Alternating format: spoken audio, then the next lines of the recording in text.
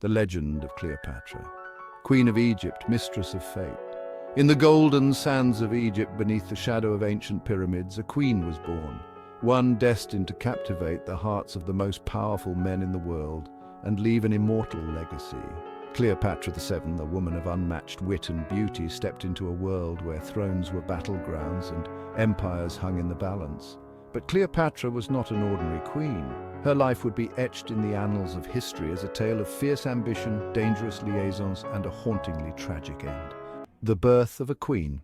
Cleopatra was born into the sprawling halls of the Ptolemaic palace in Alexandria in 69 BCE, the daughter of Ptolemy the Faun, a puppet king kept in power by the mighty hand of Rome. From her earliest days, she was schooled in the arts of ruling, not just with regal grace, but with shrewd intellect. While her ancestors spoke only Greek, Cleopatra broke tradition. She learned Egyptian, the language of her people, presenting herself not just as a monarch, but as a living goddess, an embodiment of the divine Isis. But childhood in the royal court was not for the faint-hearted. Schemes, whispers, and daggers filled the air. When her father died, Cleopatra became queen at just 18, sharing the throne with her younger brother, Ptolemy XIII. Yet even as they were crowned together, the seeds of betrayal were already sown.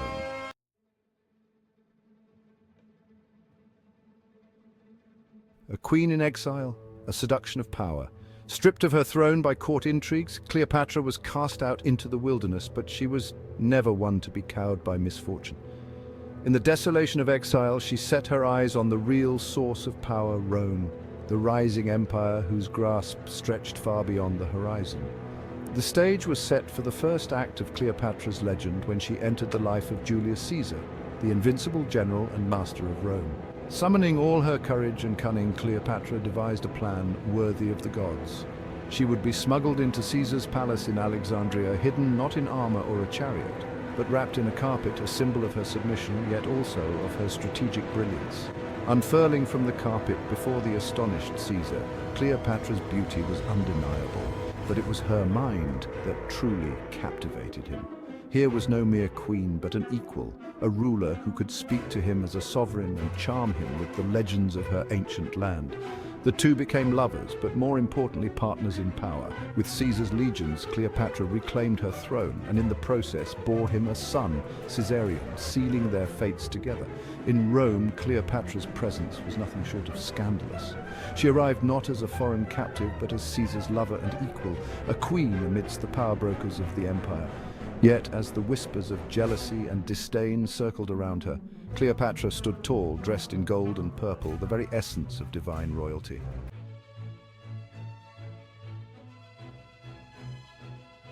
The queen and the general. But fate, ever cruel and capricious, had other plans. Caesar, her great protector and lover, was slain in the Senate of Rome. And so Cleopatra, with her infant son, returned to Egypt. The eyes of Rome turned to new leaders, new alliances. Among them was Mark Antony, Caesar's closest ally, and now ruler of the Eastern Roman world. Antony, a man of immense power and hedonistic tendencies, summoned Cleopatra to meet him in Tarsus. She arrived not as a supplicant, but as a goddess incarnate, floating down the river in a golden barge, dressed as Aphrodite, the goddess of love. The scent of incense filled the air, her servants fanned her, and the spectacle was such that Antony, a man accustomed to power and luxury, was spellbound. The two became lovers, and their bond was forged not just in the flames of passion, but in the fires of ambition. Antony was a man of Rome, but his heart was Cleopatra's, and together they envisioned an empire stretching across east and west, ruled by their divine dynasty. They had 3 children, twins, Alexander Helios and Cleopatra Selene, and a son, Ptolemy Philadelphus. The stage seemed set for a new world order, with Cleopatra at its center, a queen not just of Egypt, but of all lands touched by the Nile and the Tiber.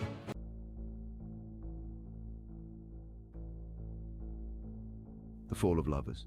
But the Roman world was unforgiving.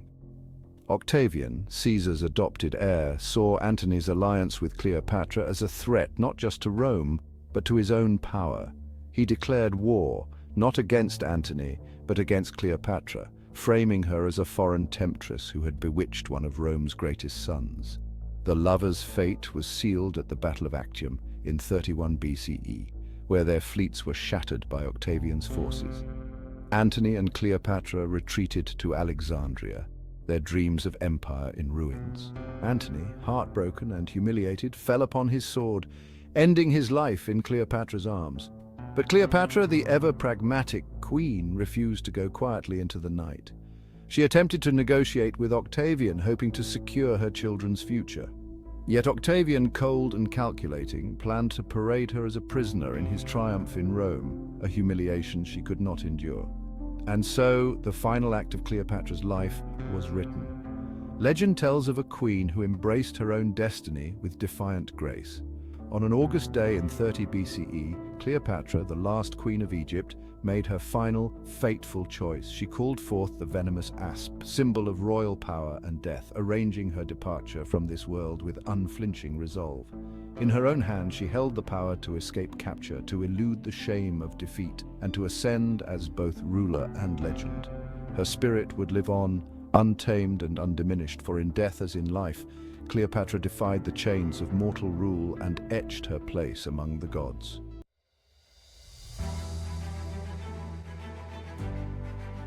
Cleopatra's children with Antony were taken to Rome, but only Cleopatra Selene survived to carry on her mother's name, becoming Queen of Mauritania. Her brothers, Alexander Helios and Ptolemy Philadelphus, vanished into the shadows of history, their fates unknown. But Cleopatra's true legacy was never her children, it was her ambition, her courage, and the sheer force of her will. She proved that true immortality does not come from lineage, but from the impact one leaves behind. Cleopatra became more than a queen. She became a legend, a symbol of love, power, and defiance.